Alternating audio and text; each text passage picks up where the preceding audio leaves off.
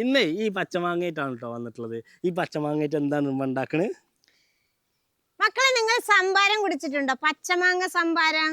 ഞാൻ കുടിച്ചിട്ടില്ല എന്തായാലും. എന്നാലേ നമുക്കിന്ന് ഈ പച്ചമാങ്ങ കൊണ്ട് നല്ല അടിപൊളി സിമ്പിൾ ആയിട്ടുള്ള ഒരു സംഭാരം ഉണ്ടാക്കാം.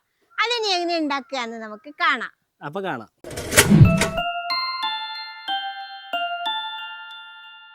ആദ്യം നമുക്ക് ഈ പച്ചമാങ്ങയുടെ തോലൊക്കെ അങ്ങോട്ട് ചെത്തിക്കളയാം. നന്നായിട്ട് ചെത്ത്.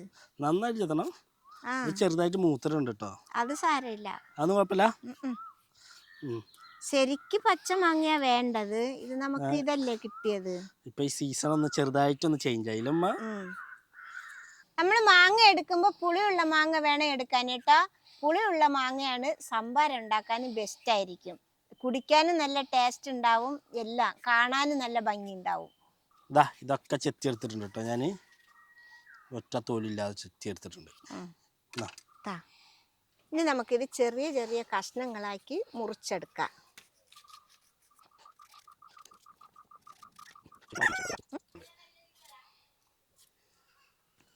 അങ്ങനെ എല്ലാം നമ്മൾ ചെറുതാക്കി മുറിച്ചെടുത്തിട്ടുണ്ട്, കണ്ടില്ലേ? ഇനി നമുക്ക് ഈ മാങ്ങേനെ ഒന്ന് ജാറിലേക്ക് ഇട്ട് കൊടുക്കാം. ഇനി മാങ്ങയുടെ ഒപ്പം 2 കഷ്ണം ഇഞ്ചി ഇട്ട് കൊടുക്കാം. ഇനി ഇതാ ഒരു വലിയ ചെറിയ ഉള്ളി ഇട്ട് കൊടുക്കാം. ഇനി ഇതിൻ്റെ കൂടെ ഒരു പച്ചമുളക് 2ആയിട്ട് മുറിച്ചതിട്ട് കൊടുക്കാം. ചെറിയ പച്ചമുളകാണ്. ചീനമുളക് ഉണ്ടെങ്കിൽ ഒരു ചെറിയ ചീനമുളക് ഇട്ട് കൊടുത്താൽ മതി.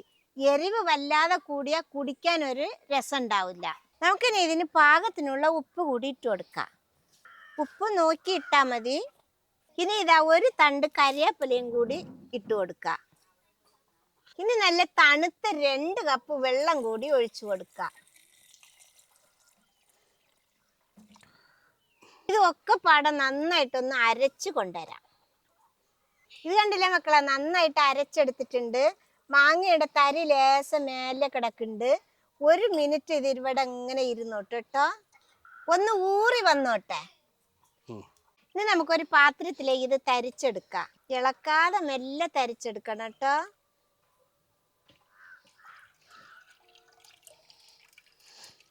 മാങ്ങ ഒന്ന് മൂത്തുപോയി, അതുകൊണ്ടാണ് മഞ്ഞ കളറായത് കേട്ടോ. അപ്പൊ നമ്മൾ സിമ്പിൾ ആയിട്ട് ഉണ്ടാക്കിയ മാങ്ങ സംഭാരം റെഡി ആയിട്ടുണ്ട്. നമുക്കിനി ക്ലാസ്സിലേക്ക് ഒഴിച്ചു കൊടുക്കാം.